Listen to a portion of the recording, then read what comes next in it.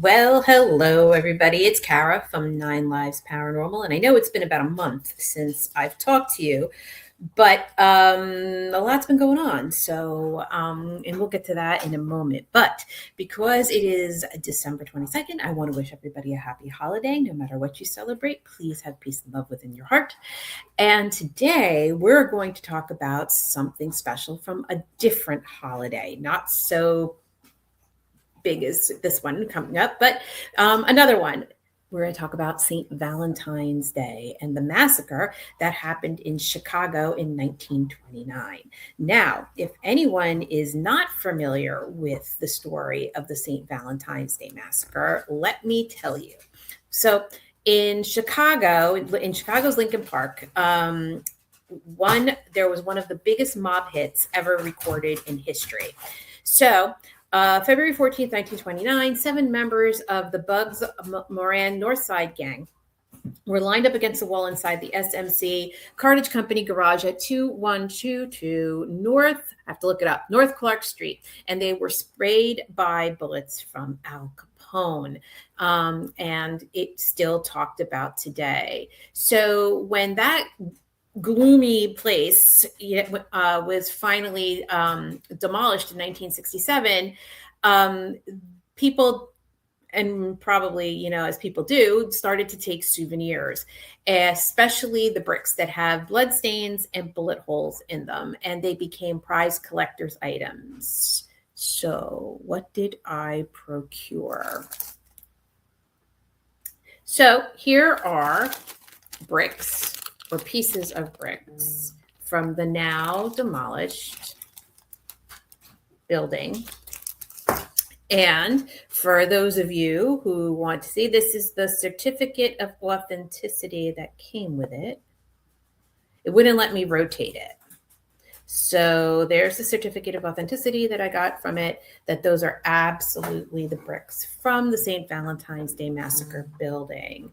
So one of the strangest things that happened is that these bricks were deemed to be haunted or cursed. People were getting weird and disturbing experiences. There was bad luck. People had accidents around them.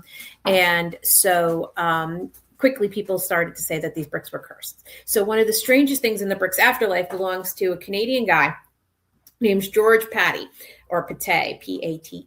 I guess you can look him up. And after he bought the bricks at an auction, he took them on tour, and he finally settling on a plan, bizarre. It's so bizarre that it's cemented, no pun intended, the bricks' eerie reputation. He reconstructed a wall in the men's room of his Banjo Palace nightclub in Vancouver, and he turned the bricks into a urinal wall, complete with targets, and men were invited to take history at them.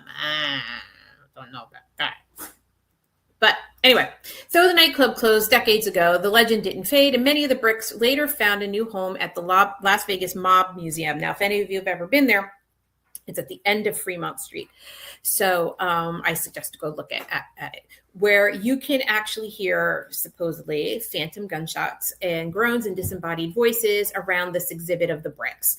So the spirits attached to them apparently reenact what happened. So back in Chicago, at the site of the massacre, now there's a vacant lawn next to it and senior housing. But they continue to have the ghostly tales. Neighbors report paranormal experiences. They hear dogs bark and growl every time they walk by the place. And some even believe that there's a psychic imprint of the massacre that's on the land. So whether cursed or not, and I can tell you from having these bricks, I will tell you, this is one at or hype. I have not had anything bad happen to me since I have owned these bricks. It could be some just, lure. It could be people just playing, tricks and wanting to sell them. I have not had anything with them. But if you guys are interested, now here's trigger warning. If you do not like images, even though they are black and white, I will show you the pictures of the St. Valentine's Day Massacre that came with it. So it would be this. Hold on. That's one picture that came with it. That's the second picture that came with it. I also got the police file that came with it, as well as that certificate of authenticity. So I leave it up to you. Do you think my bricks are haunted, or is it hype? I have to say, I personally think it's hype, but they're a really good curiosity as it is. I'll take that gruesome picture down as okay. I personally think it's hype. I haven't had anything happen with them. They're just pretty cool to have. But I got them because I wanted to see if the lore was true, if they really were cursed and they really did. But pardon me, that's my dog playing with one of his toys. But nothing essentially happened with it. So let me know your thoughts. Do you think they're haunted? Do you think they're hype? Maybe they're just quiet in my house. Who knows? Maybe because they know that I'm Italian, they're just being quiet. I don't know. Could be one of those things. I don't know. Like I don't know if you know what this means. Kind of means like it's kind of like be quiet, hot shot. Anyway, so things that are going on soon. Let me tell you, things that are going on. We're now planning the second the third holiday, the second one with the film fest. This one is going to be way different than the first two. The first one was small and it was just vendors and some lectures. The second one we incorporated 2 days and we did film fest. This one is going to be bigger with interactive experiences, do-it-yourself workshops, and other things that I really can't get into because I don't want to give away the secrets. So if you are a content creator and you happen to be looking at this, or if you know somebody who is a content creator and they want a press pass, we are giving out a limited amount of press passes. So you can email me at 9livesparanormal@gmail.com to secure your press pass. All that we ask is that you do broadcast from the event and post, the exclusive interviews that you get in exchange for the press pass. Again, they are limited. So please let me know if you want one. We're shooting for having it this summer. We're also not doing it around the Halloween season because I think everybody wants to enjoy their Halloween season, and we will lead up to the Halloween season with a new Hallow. We are continuing with the films. We're going to be having panels. We're going to be having vendors. Like I said, it's going to be interactive with do-it-yourself workshops. We're going to be having lectures, mediums, all those things. Yes, we're going to have I think we're going to have a ghost hunt. But I don't think it's going to be for ghosts. I think we're going to have a cryptid hunt this time, depending on the location.